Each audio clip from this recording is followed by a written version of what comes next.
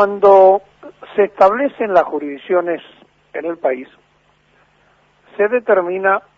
que las aguas pertenecen a la nación argentina, los puertos a las provincias y las administraciones internas de los puertos a los municipios. Por lo tanto, vamos a plantear una situación para que el Poder Ejecutivo Nacional intervenga para evitar un negocio de George Soros y del gobierno de la Ciudad Autónoma de Buenos Aires de $1.000 millones de negocio, de ganancia, porque se ha aprobado, contraviniendo la propia ley de la Constitución de la Ciudad de Buenos Aires en su artículo 8, donde se necesita una mayoría especial, es decir, los 3/4 de la Cámara se hizo con la mayoría simple. Se ha aprobado, decíamos, la construcción en humedales de torres para 45 pisos de 140 metros de altura. Y como se hace en terrenos rellenados al Río de la Plata, eso pertenece al Estado Nacional, al punto tal que en 1964, con el gobierno de Ilia y de Perete, que era fanático de Boca, le cedió a Boca Juniors ese predio nacional, porque la administración del agua, porque recuerden ustedes que eso es un relleno que se hizo sobre el Río de la Plata, la administración del agua corresponde al orden nacional. Llegó la última dictadura y entonces se transfirió la propiedad, porque estaba ya rellenado, al municipio de la Ciudad de Buenos Aires, porque el municipio decía que era una extensión territorial de la ciudad y que la ley nacional ampara que la tierra pertenece al municipio. Y la dictadura, como no tenía problema porque eran dictaduras en la nación y dictaduras en la ciudad, le dijeron, bueno, está bien, manéjenlo ustedes. Ahora, a partir de esta situación que se crea, debe intervenir el Poder Ejecutivo Nacional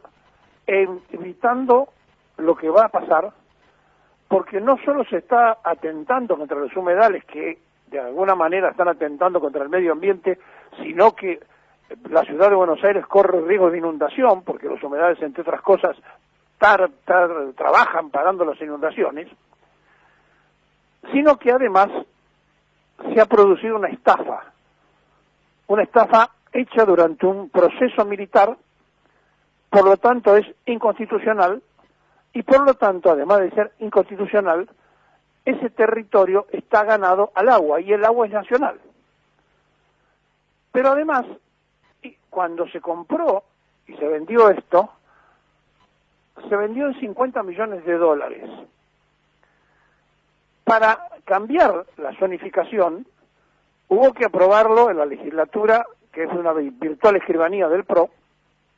o de Cambiemos, y entonces con el cambio de zonificación que permite construir,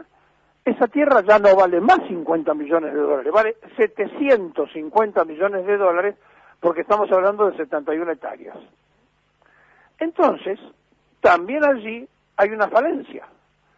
porque algo que se compró en 50, se le cambia el código de edificación, se permite edificar y se perjudica al Estado de la Ciudad de Buenos Aires, a la Ciudad Autónoma, y se la estafa porque el valor real de hoy, que es cuando se va a construir, es de $750 millones. Doble estafa entonces al vecino que votó a Cambiemos por parte de la locura inmobiliaria de Larreta y compañía, que ya viene de la época de Macri, de no dejar un solo pedacito de tierra sin construir o sin privatizar.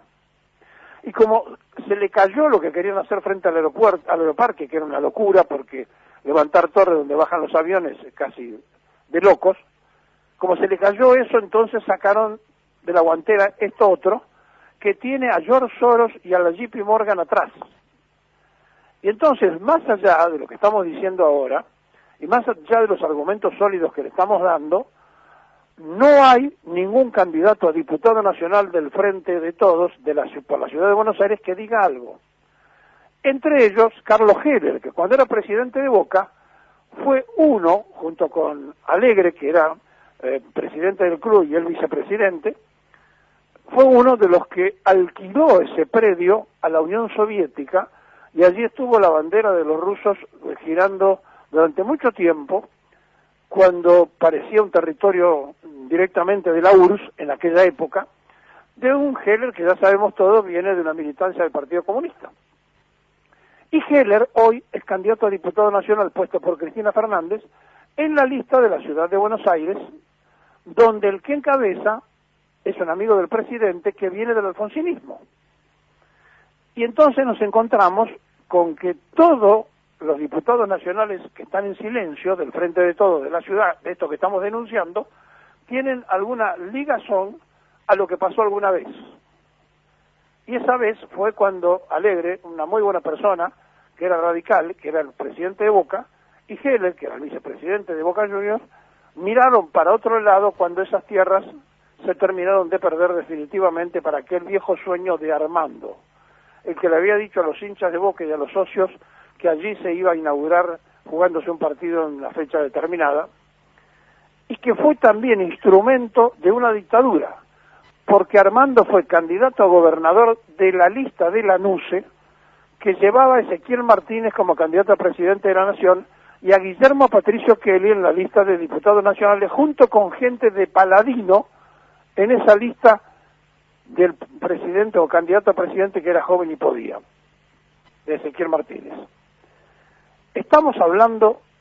de por qué hay silencio en los candidatos a diputados nacionales del Frente de Todos sobre un negociado de George Soros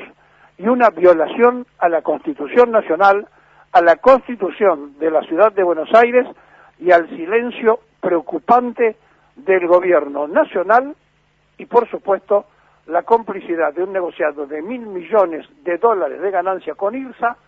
del jefe de gobierno de la ciudad y los legisladores que están esperando que esto arranque porque a ellos también le prometieron una cuota.